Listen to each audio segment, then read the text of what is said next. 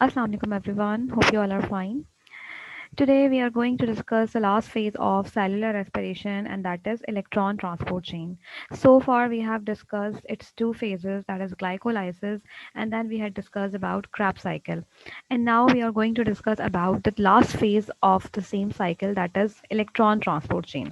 But अब अगर आपको याद हो कि हमने लास्ट Krebs साइकिल में जो नेट इक्वेशन पढ़ी थी, इट वाज दैट एक पायरुविक एसिड के अंदर जो है वो 3 वाटर के मॉलिक्यूल्स ऐड हुए थे और 5 कैरियर मॉलिक्यूल्स थे, 5 इलेक्ट्रॉन कैरियर्स.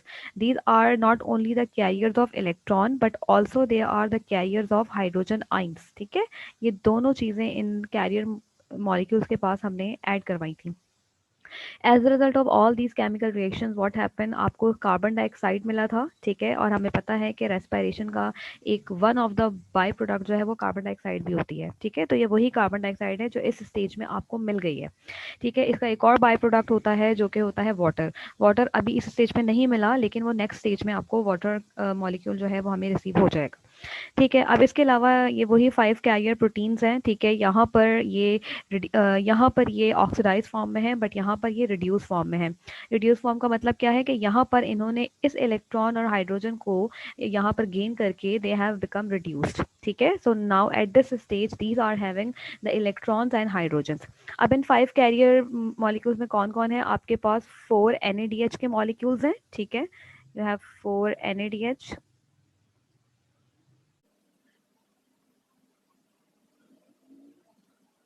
और आपके पास एक जो है वो FADH2 का मॉलिक्यूल है.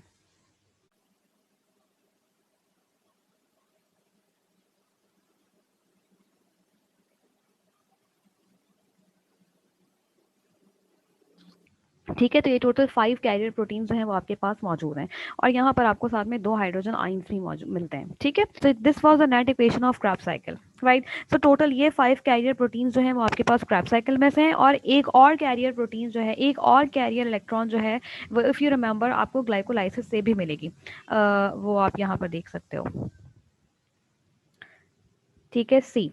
Let's start with this topic now, that is electron transport chain. अच्छा, सबसे पहले हमें ये समझना होगा कि electron transport chain basically cell के अंदर, माइटोकॉन्ड्रिया के अंदर तो ये प्रोसेस हो रहा है, लेकिन माइटोकॉन्ड्रिया के अंदर किस जगह पर ये प्रोसेस पूरा हो रहा है? तो if you could see here, see ये पूरा सेल है आपके पास. सेल के अंदर ये आपके पास जो है वो माइटोकॉन्ड्रियाज हैं. ठीक है, there are so many, like ये भी, this is also one of mitochondria and ये भी एक एग्जाम्पल है माइटोकॉन्ड्रिया की. ठीक है, इस माइटोकॉन्ड्रिया को इनलार्ज करके इसका स्ट्रक्चर अगर हम देखें तो माइटोकॉन्ड्रिया आपको पता है कि यूकैरियोटिक सेल्स के अंदर मौजूद होता है. तो ये डबल मेम्ब्रेन स्ट्रक्चरल ऑर्गेनल है. ठीक है, सबसे पहले आपको जो इसकी आउटर मेम्ब्रेन नजर आ रही है that is called as what, this outer membrane. ठीक है, फिर इसके बाद ये अंदर आपको एक इनर मेम्ब्रेन नजर आ रही है. ठीक है, this is what inner membranes. Then outer membrane और इनर मेम्ब्रेन के दरमियान में ये जो आपको खाली स्पेस नजर आ रही है, this is termed as inter membrane space. ठीक है, इन सारी स्ट्रक्चर्स का बहुत इंपॉर्टेंट रोल है पूरी सेलुलर रेस्पिरेशन में. राइट, अच्छा, देन ये इनर मेम्ब्रेन के अंदर जो फ्लूइड मौजूद होता है, इस फ्लूइड को हम कहते हैं मैट्रिक्स. ठीक है, अच्छा, देन ये जो इनर मेम्ब्रेन की जो ये इनफोल्डिंग्स आपको नजर आ रही हैं, these infoldings of this inner membrane is termed as crista. Right, so we have outer membrane, inner membrane, then we have intermembranous space, and then we have these crista, which are these invaginations, and finally inside inner membrane we have this fluid matrix. Right, अच्छा, now this is mitochondria present inside cytoplasm. ठीक है, तो cellular respiration का जो पहला process था which was glycolysis, वो होता है इस साइटोप्लाज्म के अंदर. जब ग्लाइकोलाइसिस का जो प्रोडक्ट होता है which is pyruvic acid, pyruvic acid जब प्रोड्यूस हो जाता है तो वो पायरुविक एसिड एंटर हो जाता है इस माइटोकॉन्ड्रिया के अंदर. राइट, पायरुविक एसिड कहाँ पर आ जाता है? माइटोकॉन्ड्रिया के अंदर आ जाता है और यहाँ पर होती है पायरुविक एसिड से एसिटाइल कोएंजाइम ए में कन्वर्जन. राइट, जब वो एसिटाइल कोएंजाइम ए में कन्वर्ट हो जाता है तो वो एसिटाइल कोएंजाइम ए जो है वो पूरे Krebs साइकिल में पार्टिसिपेट करता है और पूरा का पूरा Krebs साइकिल जो है वो इसी मैट्रिक्स के अंदर परफॉर्म होता है. ठीक है, तो ग्लाइकोलाइसिस हुआ आपके पास किस में? आपके साइटोप्लाज्म में, और जो ये Krebs साइकिल हुआ है वो होता है मैट्रिक्स के अंदर. राइट, अब Krebs साइकिल में जब 5 कैरियर इलेक्ट्रॉन मॉलिक्यूल्स फॉर्म हो जाते हैं, उसके बाद जो फर्दर प्रोसेस है, यानी जो लास्ट फेज है इलेक्ट्रॉन ट्रांसपोर्ट चेन का, वो होता है इस इनर मेम्ब्रेन के ऊपर. ठीक है। जैसे if you remember from photosynthesis topic, photosynthesis कहाँ पर होता है, उसका जो पहला रिएक्शन होता है विच इज लाइट रिएक्शन, वो होता है थाइलाकॉइड मेम्ब्रेन के ऊपर। वो भी इलेक्ट्रॉन ट्रांसपोर्ट चेन ही थी ना। तो इलेक्ट्रॉन ट्रांसपोर्ट चेन के जितने भी रिएक्शंस होते हैं वो हमेशा मेम्ब्रेन्स के ऊपर ही होते हैं। ठीक है। तो यहाँ पर भी जो इलेक्ट्रॉन ट्रांसपोर्ट चेन का रिएक्शन हो रहा है वो किस पर हो रहा है, वो इस इनर मेम्ब्रेन के ऊपर हो रहा है। ठीक है। अब कैसे होता है, लेट्स जस्ट सी दैट। अच्छा, सबसे पहले हम थोड़ा सा टेक्स्ट देख लेते हैं। See, respiration is an respiration is an oxidation process. ठीक है। रेस्पिरेशन एक ऑक्सीडेशन प्रोसेस है, क्योंकि ये बात हम पहले भी पढ़ चुके हैं कि रेस्पिरेशन में ग्लूकोज की सिंपली ऑक्सीडेशन होती है, यानी ग्लूकोज अपने इलेक्ट्रॉन्स और हाइड्रोजन को लूज करता है इन द फॉर्म ऑफ, और ये इलेक्ट्रॉन्स और हाइड्रोजन किसके पास हम ऐड करवाते हैं, ये हम उन्हीं इलेक्ट्रॉन कैरियर मॉलिक्यूल्स के पास ऐड करवाते हैं, यानी NADH और FADH2। ठीक है। जिसमें से फिर हम उन इलेक्ट्रॉन्स की एनर्जी को फिर हम कन्वर्ट करते हैं ATP में, राइट।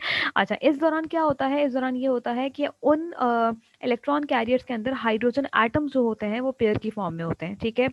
और like for example you could see if this hydrogen is in the pair form, तो इसमें से कितने प्रोटॉन्स निकलेंगे, 2 प्रोटॉन्स, यानी H+ आइंस निकलेंगे और 2 इलेक्ट्रॉन्स निकलेंगे। ठीक है। अब इस इलेक्ट्रॉन ट्रांसपोर्ट चेन में सीरीज ऑफ केमिकल रिएक्शंस होंगे, यानी सीरीज ऑफ ऑक्सीडेशन और रिडक्शन होगा। तो जिसके नतीजे में क्या होगा, हाइड्रोजन क्या करेगा, हाइड्रोजन एटम अपने हाइड्रोजन आइंस को लूज करेगा और साथ में ये इलेक्ट्रॉन्स को लूज करेगा। इस इलेक्ट्रॉन को जब वो लूज करेगा तो उससे निकलेगी एनर्जी, जिसको बेसिकली हम यूज करेंगे for the formation of ATP। ठीक है। ये सारा प्रोसेस है, क्योंकि अब फाइनल फेज क्या है, सेलुलर रेस्पिरेशन का मेन काम क्या था, ATP की फॉर्मेशन। तो फाइनली अब हमने ये देखा कि ग्लाइकोलाइसिस में भी कोई हार्डली 2 ATPs की फॉर्मेशन हुई थी, देन क्रैब्स साइकिल में भी 2 ATPs की फॉर्मेशन हुई थी। रिमेंबर ना, like for example let me show you again, ये क्रैब साइकिल हमने पढ़ा था। तो इफ़ यू रिमेंबर, इस स्टेज पर आपके पास ATP की फॉर्मेशन हुई थी, और क्योंकि 2 एसिटाइल कोएंजाइम A के मॉलिक्यूल्स होते हैं, तो कितने ATP यहाँ बने, 2 ATPs बने। ठीक है ना। 2 ATPs आपके पास ग्लाइकोलाइसिस में बने थे, तो टोटल अब तक 4 ATPs बने। ठीक है। बाकी जितने भी ATPs हैं वो सारे इन्हीं कैरियर प्रोटीन से बनेंगे, जो कि इन्हीं 5, लाइक दीज 5 कैरियर प्रोटीन से जो है वो बाकी के ATPs आपके पास सिंथेसाइज होंगे। ठीक है। अच्छा, टोटल इस रेस्पिरेशन में टोटल जो है वो 6 स्टेप होते हैं, जिसमें हाइड्रोजन एटम जो है वो अपने पेयर्स को रिलीज करता है। ठीक है ना। एक जो होता है वो ग्लाइकोलाइसिस में होता है, और 5 जो होते हैं वो क्रैब साइकिल में होते हैं।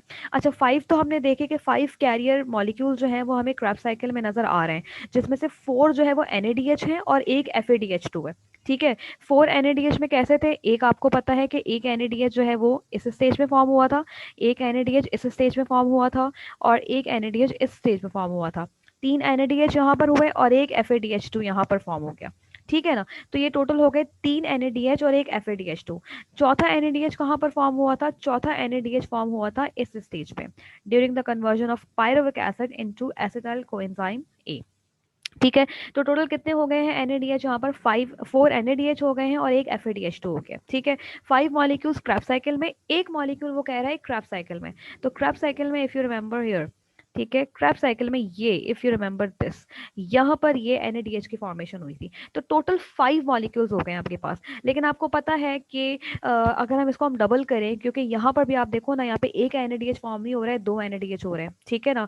और इसी तरह से यहाँ पर भी हमें पता है कि ये 5 मॉलिक्यूल्स हैं, बट ये बेसिकली ये एक्चुअली एक पायरुविक एसिड के हैं, और यहाँ पर कितने पायरुविक एसिड प्रोड्यूस होते हैं, 2। तो अगर 2 होंगे तो ऑटोमेटिकली कितने कैरियर प्रोटीन्स हैं यहाँ पर, 10 हैं। ठीक है। 10 ये हो गए हैं और 2 आपके पास जो है वो ग्लाइकोलाइसिस में। टोटल आपके पास कैरियर प्रोटीन्स कितने होते हैं, 12 होते हैं, राइट। तो टोटल 6 स्टेप्स में जो है वो हम ये देखेंगे कि हाइड्रोजन एटम अपने आइंस को और इलेक्ट्रॉन्स को लूज करेगा। ठीक है। कैसे करेगा वो सारा हम देखेंगे, राइट। चलिए, अब हम ये देखते हैं कि ये प्रोसेस बेसिकली होता कैसे है। ठीक है। सो ये टोटल आपके पास जो है वो माइटोकॉन्ड्रिया का स्ट्रक्चर है। ठीक है। माइटोकॉन्ड्रिया की ये जो मेम्ब्रेन है ना आपके पास, this is called as inner membrane. ठीक है। और फिर आपको पता है कि यहाँ कहीं पे जो है वो आउटर मेम्ब्रेन भी मौजूद होगी, राइट। और ये जो बीच की स्पेस है, this is called as inter membrane space. ये इनर मेम्ब्रेन है, इंटर मेम्ब्रेन स्पेस है, और ये आपके पास क्या है, आउटर, ये आपके पास आउटर मेम्ब्रेन है, ये आपके पास इनर मेम्ब्रेन है, और ये इंटर मेम्ब्रेनियस स्पेस है। ठीक है। और इनर मेम्ब्रेन के अंदर यहाँ पर आपके पास क्या मौजूद है, this one is called as matrix. ठीक है। ये आपका मैट्रिक्स है। अब क्या होगा, इस इनर मेम्ब्रेन के ऊपर लगे होते हैं कुछ कॉम्प्लेक्सेस, ठीक है, like this one is called as a complex number 1, ये आपके पास जो है वो this is called as complex 2, then further you have complex 3 जिसे हम साइटोक्रोम बी कहते हैं, ठीक है, देन यू हैव कॉम्प्लेक्स 4, ठीक है, और ये कुछ कैरियर इलेक्ट्रॉन कैरियर प्रोटीन्स हैं जो कि इलेक्ट्रॉन को एक जगह से दूसरी जगह तक लेके जाती हैं, ठीक है। अब सबसे पहले क्या होता है कि NADH आता है, ठीक है, जब NADH आता है तो ये अपने इलेक्ट्रॉन्स को लूज करता है और ये कन्वर्ट हो जाता है किसमें, NAD+ में, राइट। सी, इलेक्ट्रॉन NADH आया, ठीक है, ये वही NADH है जो क्रैब साइकिल से आ रहा है और ग्लाइकोलाइसिस से आ रहा है। NADH क्या करता है, अपने इलेक्ट्रॉन्स को यहाँ पर लूज करता है, ठीक है, यानी NADH क्या हो रहा है, ऑक्सीडाइज हो रहा है, ये ऑक्सीडेशन करता है, ये ऑक्सीडेशन करता है, अपने इलेक्ट्रॉन्स को लूज करता है।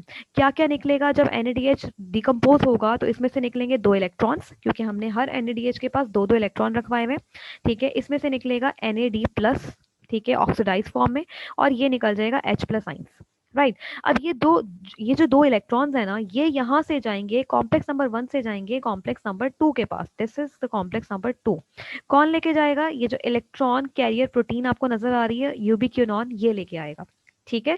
फिर यहाँ से ये इलेक्ट्रॉन, यहाँ से फिर ये इलेक्ट्रॉन्स इस कॉम्प्लेक्स 2 से चले जाएंगे किसके पास, कॉम्प्लेक्स नंबर 3 के पास, फिर कॉम्प्लेक्स नंबर 3 से ये इलेक्ट्रॉन चले जाएंगे कॉम्प्लेक्स नंबर 4 के पास।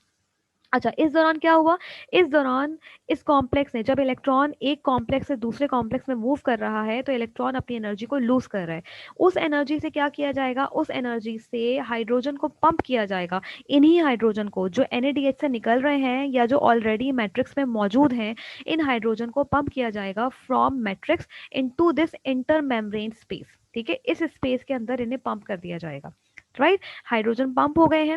अच्छा, फिर जब इलेक्ट्रॉन कॉम्प्लेक्स 2 से कॉम्प्लेक्स 3 में जाएगा तो इस दौरान कॉम्प्लेक्स 2 से कोई इलेक्ट्रॉन बाहर की तरफ पंप नहीं हो रहा है, क्यों, क्योंकि ये कोई चैनल प्रोटीन नहीं है, कॉम्प्लेक्स 1 हो, कॉम्प्लेक्स 3 हो या कॉम्प्लेक्स 4 हो, ये चैनल प्रोटीन्स हैं, तो इससे बहुत इजीली हाइड्रोजन आयन पंप हो जाते हैं बाहर की तरफ, लेकिन कॉम्प्लेक्स नंबर 2 से नहीं होते हैं क्योंकि ये कोई चैनल प्रोटीन नहीं है, राइट। अब जब इलेक्ट्रॉन कॉम्प्लेक्स 3 से जाएंगे कॉम्प्लेक्स 4 के पास, कौन लेके जाएगा, ये साइटोक्रोम C लेके जाएगा, ठीक है। तो जब इलेक्ट्रॉन यहाँ से वहां जाएंगे, फिर इलेक्ट्रॉन अपनी एनर्जी को लूज करेंगे, और उस एनर्जी की मदद से कॉम्प्लेक्स 3 क्या करेगा, फिर से हाइड्रोजन को पंप कर देगा मैट्रिक्स में से, किसमें, इंट्रामेम्ब्रेन स्पेस में, ठीक है। ये हाइड्रोजन आयन, एक तो ये NADH से भी रिलीज हो रहे हैं और दूसरा ये हाइड्रोजन आयन ऑलरेडी मैट्रिक्स में पहले से भी बहुत सारे मौजूद होते हैं, ठीक है।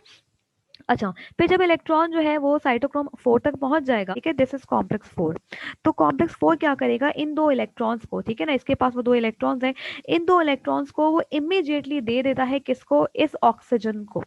ये ऑक्सीजन क्या है, it's a half oxygen molecule, basically ये एक ऑक्सीजन का एटम होता है, और हम कभी भी ऑक्सीजन को एक एटम की फॉर्म में नहीं लिखते हैं, ठीक है ना, क्योंकि ऑक्सीजन हमेशा डायटोमिक फॉर्म में होती है, तो एक ऑक्सीजन को फिर हम किस फॉर्म में लिख देते हैं, इस तरह से हाफ लिख देते हैं। इसका मतलब ये होता है कि हम बेसिकली एक्चुअली बात कर रहे हैं एक ऑक्सीजन एटम की, ठीक है ना, क्योंकि बट हम एक ऑक्सीजन एटम लिख नहीं सकते हैं, इसलिए हम इसे फिर हाफ ऑक्सीजन मॉलिक्यूल की फॉर्म में लिख देते हैं, ठीक है। तो अब ये क्या करता है, कॉम्प्लेक्स 4 इन 2 इलेक्ट्रॉन्स को इस ऑक्सीजन को दे देता है, ये ऑक्सीजन क्या करता है, अपने साथ 2 हाइड्रोजन आइंस को मिलाता है। अब आपको पता है 2 हाइड्रोजन आइंस, 2 इलेक्ट्रॉन्स और एक ऑक्सीजन का एटम, ओवरऑल किस चीज की फॉर्मेशन हो जाती है, वाटर के मॉलिक्यूल की। इसमें देखो, एक वो ऑक्सीजन एटम आ गया, 2 हाइड्रोजन एटम्स आ गए, ठीक है, और 2 इलेक्ट्रॉन से इन हाइड्रोजन एटम्स की डेफिशिएंसी को पूरा कर लिया जाता है, तो ये बन जाता है ओवरऑल वाटर का मॉलिक्यूल, ठीक है। तो ये वही वाटर का मॉलिक्यूल है जो कि सेकंड बाय प्रोडक्ट है सेल्यूलर रेस्पिरेशन की। पहली बाय प्रोडक्ट थी कार्बन डाइऑक्साइड जो कि आपको क्रैब साइकिल में मिली थी, सेकंड बाय प्रोडक्ट आपको यहाँ पर मिल गई है, ठीक है। I hope that is clear, ठीक है। अच्छा, इसी तरह से FADH2 भी आता है, वो भी from one complex to another complex जो है वो इलेक्ट्रॉन्स को पास करता है, और उससे जो है वो एनर्जी रिलीज होती है, जिससे हाइड्रोजन को मैट्रिक्स में से इंटर मेम्ब्रेन स्पेस में पंप कर दिया जाता है, ठीक है। अब इस वजह से क्या हुआ, इलेक्ट्रोकेमिकल ग्रेडियंट क्रिएट हो गया है in the inter membrane space, because अब इस स्पेस के अंदर हाइड्रोजन आयन की कॉन्सेंट्रेशन ज्यादा हो गई है और मैट्रिक्स के अंदर हाइड्रोजन आयन की कॉन्सेंट्रेशन कम हो गई है। और आपको पता है कि जब इलेक्ट्रोकेमिकल ग्रेडियंट क्रिएट होता है तो फिर क्या होता है, उसके लिए आप थोड़ा सा यहाँ पर देखो, ठीक है। ये पिक्चर थोड़ी सी चेंज है बट क्योंकि उसमें ATP सिंथेज नहीं बना हुआ था, बट यहाँ पर ATP सिंथेज बना हुआ है, इसलिए I have chosen this diagram now, ठीक है, ये वही सारा प्रोसेस है। हाइड्रोजन आयन आप देखो बाहर इंटर स्पेस में जो है वो कलेक्ट हो गई है, ठीक है, जिसकी वजह से इंटर मेम्ब्रेन स्पेस में जो है वो इलेक्ट्रोकेमिकल ग्रेडियंट क्रिएट हो गया है, ठीक है। नाउ अब आपको पता है कि जब हाइड्रोजन आयन की कॉन्सेंट्रेशन एक जगह पे ज़्यादा हो जाती है तो as per rule of osmosis ये हाइड्रोजन आयन यहाँ से मूव करके उस जगह पर आएंगे जहाँ पे हाइड्रोजन आयन की कॉन्सेंट्रेशन कम है। और इस वक्त हाइड्रोजन आयन की कॉन्सेंट्रेशन कहाँ पर कम है, इस मैट्रिक्स के अंदर कम है, ठीक है। तो ये हाइड्रोजन आयन जो है वो मूव करना स्टार्ट कर देंगे मैट्रिक्स की तरफ, और वो मूव कैसे करेंगे, बाय दिस एटीपी सिंथेज, ठीक है। हाइड्रोजन आयन के लिए एंट्री गेट जो है वो इस वक्त ये एटीपी सिंथेज है, ठीक है, दिस इज एन एंजाइम, और ये वो एंजाइम है जो कि एटीपी के सिंथेसिस करता है, ठीक है। ये हाइड्रोजन आयन ना इस कॉम्प्लेक्स के थ्रू अंदर आ सकते हैं, ना ही इस कॉम्प्लेक्स के थ्रू आ सकते हैं, ना ही इस कॉम्प्लेक्स के थ्रू आ सकते हैं, क्योंकि इस कॉम्प्लेक्स के थ्रू ये हाइड्रोजन आयन बाहर जा सकते थे लेकिन अंदर नहीं आ सकते हैं। अंदर आने का रास्ता जो है वो सिर्फ यही है, विच इज एटीपी सिंथेस, ठीक है। हाइड्रोजन आयन इस एटीपी सिंथेस के थ्रू अंदर आएंगी, ठीक है। जब और आपको पता है कि इलेक्ट्रोकेमिकल ग्रेडियंट जब क्रिएट होता है तो यहाँ पर बहुत बड़ा रेजरवायर है इस वक्त हाइड्रोजन आइंस का। तो जितने ज़्यादा हाइड्रोजन आइंस होते हैं उतने ही ज़्यादा प्रेशर से हाइड्रोजन आइंस अंदर की तरफ मूव करते हैं। जब हाइड्रोजन आइन अंदर की तरफ मूव करते हैं प्रेशर के साथ तो इनसे रिलीज होती है एनर्जी। उस एनर्जी को ये एटीपी सिंथेस क्या करता है, इस एडीपी और इनऑर्गेनिक फॉस्फेट के दरमियान जो है वो ऐड करवा देता है। As a result of which क्या प्रोड्यूस होती है, एटीपी जनरेट हो जाती है। And this is that ATP जिसके लिए ये पूरा प्रोसेस हो रहा था, ठीक है ना। ये वो एटीपीज हैं जिनकी सिंथेसिस सेलुलर रेस्पिरेशन में होती है, जिनकी बात हमने बिल्कुल स्टार्ट ऑफ द लेक्चर में की थी, ठीक है। अच्छा, अब यहाँ पर आपने ये बात याद रखनी है कि आपको पता है ना कि NADH से जो है 2 इलेक्ट्रॉन रिलीज हो रहे थे, उन 2 इलेक्ट्रॉन्स की मदद से जो है वो हाइड्रोजन आइंस को पंप किया जा रहा था। इसी तरह से जो FADH2 था उससे भी इलेक्ट्रॉन्स रिमूव हो रहे थे, और उससे भी जो है वो हाइड्रोजन आइंस को मैट्रिक्स से बाहर पंप किया जा रहा था। फिर इस तरह से क्या हुआ, बहुत सारे आइंस बाहर कलेक्ट हो गए जिससे इलेक्ट्रोकेमिकल ग्रेडियंट हुआ, and as a result of that what happened, chemiosmosis होगा, यानी हाइड्रोजन आइंस जो है वो एटीपी सिंथेस की मदद से वापस से मैट्रिक्स की तरफ आएंगी, जिसकी वजह से इनकी मूवमेंट की वजह से एनर्जी क्रिएट होगी, और उससे क्या फॉर्म हो जाएगा, एटीपी फॉर्म हो जाएगा, ठीक है। तो एक NADH से कितने एटीपी फॉर्म होते हैं, एक NADH से 3 एटीपी फॉर्म होते हैं, राइट। जबकि एक FADH2 मॉलिक्यूल से कितने एटीपी फॉर्म होते हैं, एक FADH2 से फॉर्म होते हैं आपके पास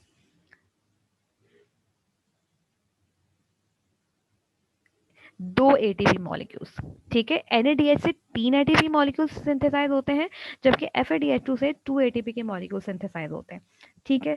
अच्छा, अब यहाँ पर अगर आप अब थोड़ा सा हम लोग टेक्स्ट को फिर से देख लेते हैं ताकि आपको क्लियर हो जाए, ठीक है। सी, the electrons thus released at these stages are accepted by a nicotinamide adenine dinucleotide or flavin adenine dinucleotide। यानी हमने इन स्टेजेस पर यानी क्राफ्ट साइकिल में और ग्लाइकोलाइसिस में जब इलेक्ट्रॉन्स रिलीज हुए थे तो ये हमने किसके पास ऐड करवाए थे, ये हमने NAD के पास ऐड करवाए थे और FAD के पास ऐड करवाए थे। NAD कन्वर्ट हो गया था NADH में, आप ये देखो NAD किस में कन्वर्ट हो गया था, NADH में, और FAD किस में कन्वर्ट हो गया था, FAD कन्वर्ट हो गया था FADH में, ठीक है। तो ये दोनों आपके पास क्या है, इलेक्ट्रॉन कैरियर मॉलिक्यूल्स हैं। अब क्या होगा कि जब ये इलेक्ट्रॉन ट्रांसपोर्ट चेन में आएंगे तो यहाँ पर ये डिफरेंट कॉम्प्लेक्सेस से पास होंगे। लाइक यहाँ पे कौन कौन से कॉम्प्लेक्सेस हैं, साइटोक्रोम B है, साइटोक्रोम C है, साइटोक्रोम A है और साइटोक्रोम A3 है, ठीक है। वहां पर हमने कॉम्प्लेक्स 1 2 3 4 का नाम दिया है, यहाँ पर इनको ये कॉम्प्लेक्सेस के नेम दिए हुए, ठीक है। अब while passing from one carrier to another, cytochromes are alternately reduced and oxidized। क्योंकि यहाँ पर आप देखो ना कि जब इलेक्ट्रॉन आप यहाँ पे देखो ना, जब इलेक्ट्रॉन एक कॉम्प्लेक्स से दूसरे कॉम्प्लेक्स में पास हो रहा है तो एक कॉम्प्लेक्स जो है वो लाइक फॉर एग्जांपल जब इस कॉम्प्लेक्स नंबर 1 के पास इलेक्ट्रॉन्स आए तो ये रिड्यूस हो गए, फिर जब यहाँ से इलेक्ट्रॉन चला गया तो ये कॉम्प्लेक्स वापस से क्या हो गया, ये ऑक्सीडाइज हो गया, और अब ये वाला कॉम्प्लेक्स जो है वो क्या हो गया, रिड्यूस हो गया। तो ये ऑक्सीडेशन और रिडक्शन का प्रोसेस जो है थ्रू आउट इस इलेक्ट्रॉन ट्रांसपोर्ट चेन में आप देखते हैं, ठीक है। यानी जो कॉम्प्लेक्सेस हैं वो रिड्यूस भी होते हैं यानी इलेक्ट्रॉन रिसीव करते हैं, और वो ऑक्सीडाइज भी होते हैं यानी फिर वो उन इलेक्ट्रॉन्स को गिव अप कर देते हैं, ठीक है। अब इस इलेक्ट्रॉन की मूवमेंट की वजह से क्या रिलीज होती है, एनर्जी रिलीज होती है, जो कि यूज की जाती है in the formation of in the synthesis of this ATP, ठीक है। और ये एटीपी कैसे सिंथेसाइज किया जाता है, एडीपी के साथ इनऑर्गेनिक फॉस्फेट को लगा दिया जाता है और बीच में एनर्जी को इंसर्ट कर लिया जाता है, ठीक है। इस तरह की एटीपी फॉर्मेशन को हम कहते हैं ऑक्सीडेटिव फॉस्फोराइलेशन।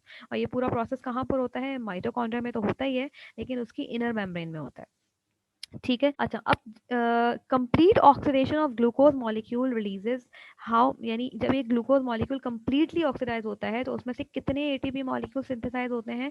36 एटीपी मॉलिक्यूल्स जो है वो सिंथेसाइज होते हैं, जो कि फिर साइटोप्लाज्म में रिलीज कर दिए जाते हैं और फिर वहाँ से डिफरेंट पार्ट्स ऑफ सेल में, डिफरेंट ऑर्गेनल्स ऑफ सेल में फॉर डिफरेंट मेटाबॉलिक एक्टिविटीज उन्हें दे दिए जाते हैं। ठीक है। अच्छा, यहाँ पे टोटल एटीपीज ये आपने याद रखना है एमसीक्यूज के लिए। टोटल एटीपीज कितने जनरेट हुए हैं? 36 एटीपीज जनरेट हुए हैं। ठीक है। अच्छा, ये टोटल 36 एटीपीज तो होते हैं, लेकिन अगर ओवरऑल देखा जाए तो टोटल 38 एटीपीज जो हैं वो रिलीज होते हैं। ठीक है। अब 38 कैसे होते हैं? अच्छा, अब हमें पता है कि एक एनएडीएच से जो है वो आपके पास कितने एटीपीज फॉर्म होते हैं? 3 एटीपीज फॉर्म होते हैं। ठीक है ना। और टोटल एनएडीएच आपके पास ओवरऑल कितने हैं? You have 10 NADH. 10 एनएडीएच कैसे? Let's just see that again. 10 NADH कहाँ से आया आपके पास? सी, क्योंकि एक एसिटाइल कोएंजाइम नहीं है, अगर दो की हम बात करें तो अब हम डबल कंसिडर करेंगे, तो दो एनएडीएच आपके पास यहाँ प्रोड्यूस होंगे। ठीक है। दो यहाँ पर और दो यहाँ पर, तो टोटल कितने हो गए? 6 एनएडीएच हो गए। ठीक है। ठीक है, दो एनएडीएच ही आपके पास यहाँ प्रोड्यूस होंगे, टोटल कितने हो गए? 8। ठीक है, क्योंकि हर मॉलिक्यूल यहाँ पर डबल है, तो इसलिए अब आपने डबल कंसिडर करना है। 4 ये हो गए। ओके। 8 ये हो गए। ठीक है। और दो एनएडीएच आपके पास प्रोड्यूस हुए थे ग्लाइकोलाइसिस में, तो टोटल एनएडीएच आपके पास कितने हो गए? 10 एनएडीएच हो गए। राइट। सो 10 एनएडीएच, अब अगर एक एनएडीएच जो है वो 3 एटीपी प्रोड्यूस करता है तो 10 एनएडीएच से कितने प्रोड्यूस होंगे? 30 एटीपी प्रोड्यूस होंगे। ठीक है। अच्छा, फिर आपके पास एक एफएडीएच2 से कितने एटीपी प्रोड्यूस होते हैं? 2 एटीपी प्रोड्यूस होते हैं। ठीक है। अच्छा, कितने एफएडीएच2 हैं आपके पास? Let's just see that again. FADH two जो है वो आपके पास यहाँ पर कितने प्रोड्यूस हो रहे हैं? ऑब्वियसली दो प्रोड्यूस हो रहे हैं। ठीक है। सो एक एफएडीएच2 से आपके पास 2 एटीपीज हैं, तो दो एफएडीएच2 से आपके पास टोटल कितने एटीपीज हो जाएंगे? 4 एटीपी। तो अब तक के टोटल एटीपीज कितने हो गए हैं? 30 plus 4 you have got 34 ATPs. 34 ATPs जो है वो आपके पास फॉर्म हो चुके हैं। अच्छा, इसके बाद अगर आपको याद हो तो ग्लाइकोलाइसिस के स्टेज में 2 एटीपी मिले थे आपको, और इसी तरह से क्रैब साइकिल में भी 2 एटीपी फॉर्म हुए थे। देख लेते हैं फिर से। ठीक है, क्रैब साइकिल में ये 2 एटीपीज आपको यहाँ पर फॉर्म होके मिले थे। ठीक है। और यहाँ पर दो एटीपीज जो है वो आपको, इफ यू रिमेंबर, ग्लाइकोलाइसिस में 2 एटीपीज आपको मिले थे। ठीक है। तो टोटल 4 एटीपीज आपको इन दोनों प्रोसेस से भी मिल जाते हैं। ठीक है। सो ओवरऑल अगर आप टोटल एटीपीज अब काउंट करें तो ये तो हो गए थे आपके पास 34 एटीपीज। ठीक है, 34 एटीपीज ये हो गए थे एंड 4 एटीपीज आर दीज।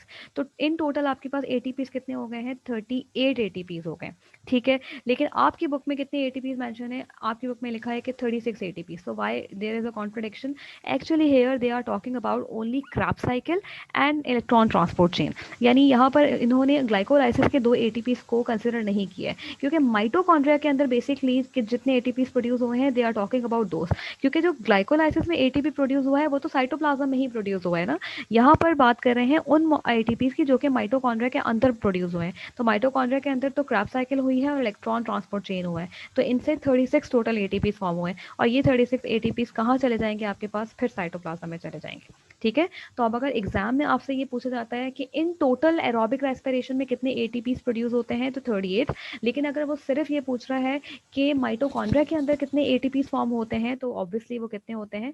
36 होते हैं। ठीक है। होप कि टॉपिक आपको क्लियर है। This was all for today. Will meet you in the next video next time. Thank you so much. अल्लाह हाफिज।